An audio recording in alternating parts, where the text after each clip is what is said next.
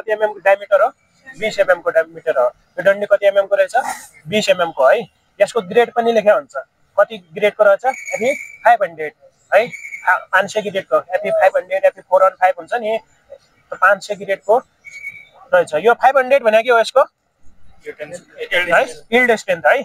यसको के हो यील्ड स्ट्रेन्थ अनि कुन कम्पनी को रहेछ त्यहाँ कम्पनी को पनि लेखेको छ ठीक छ बुझ्नुभयो अनि यसको नाम भने यसको रिप्स हो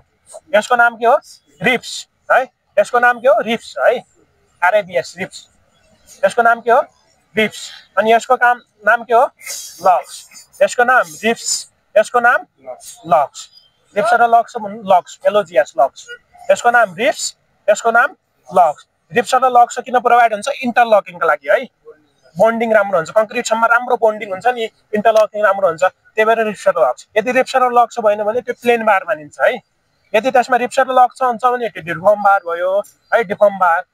यदि रिप्स र लक्स छैन भने त्यो के भयो प्लेन बार भयो दुईटा हुन्छ नि त एउटा प्लेन बार हुन्छ एउटा डिफर्म बार हुन्छ हैन त यो कुन बार हो डिफर्म बार है टीएमटी भने यसमा के हो टीएमटी लेखेको छ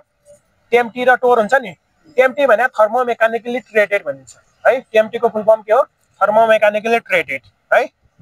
एफई 415 लाई टीओआर बार भन्छ है अनि 500 550 लाई टीएमटी बार भन्छ बुझ्नुभयो यो के हो टीएमटी बार अनि यो जुन छ यिनीहरुको नाम के हो स्टिरअप है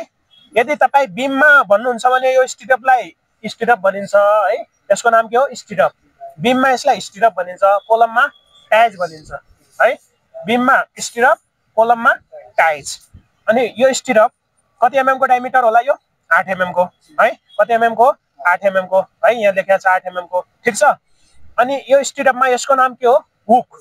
है यसको नाम के हो हुक्स यो स्टिरअप हो स्टिरअपमा यसको नाम के हो हुक्स है यसको नाम के हो हुक्स है स्टिरअप हो अनि यो हुक चाहिँ कति हुनुपर्छ 10 डी हुनुपर्छ साइडमा कति हुनुपर्छ 10 डी हुनुपर्छ 10 डी भनेको यहाँदेखि यहाँसम्मको लेन्थ 10 डी डी भने के हो त डायमिटर अफ बार है डी भने के हो डायमिटर अफ बार अर्थात यो 8 एमएम को छ नि त 10 * 8 कति भयो 80 एमएम त यो लेन्थ कति हुनु पर्यो 80 एमएम हुनु पर्यो है 80 एमएम ठीक छ अनि यसको एंगल कति हुनु पर्यो 135 डिग्री मा हुनु पर्यो कति हुनु पर्यो 135 मा यो यसरी बेन्ड भएको छ नि यो डन्डी यसरी गइरा थियो यहाँबाट कति एंगल हो यो 135 135 है 135 एंगल हुनु पर्यो है हुक जहिले पनि अल्टरनेटिभ हुनु पर्यो एउटा हुक यहाँ प्रोवाइड गरिएको छ अर्को यहाँ छ अर्को यहाँ छ अर्को यहाँ छ अल्टरनेटिभ छ कि नै जहिले पनि हुक के हुनु पर्यो अल्टरनेटिभ हुनु पर्यो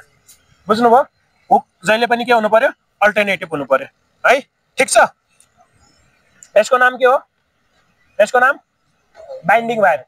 है यसको नाम के हो बाइन्डिङ वायर है बुझ्नुभयो